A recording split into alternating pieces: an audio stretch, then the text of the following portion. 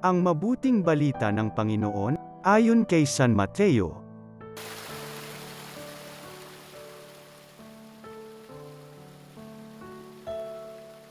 Noong panahong iyong, sinabi ni Jesus sa mga tao at sa kanyang mga alagad, ang mga eskriba at ang mga pariso ang kinikilalang tagapagpaliwanag ng kautusan ni Moises.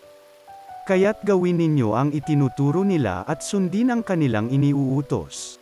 Ngunit huwag ninyo tularan ang kanilang gawa, sapagkat hindi nila isinasagawa ang kanilang ipinangangaral. Nagbibigkis sila ng mabibigat na dalahin at ipinapasan sa mga tao. Ngunit ni daliri ay ayaw nilang igalaw upang tumulong sa pagdadala ng mga iyon. Pawang pakitang tao ang kanilang mga gawa. Nilalaparan nila ang kanilang mga pilakterya at hinahabaan ang palawit sa laylayan ng kanilang mga damit.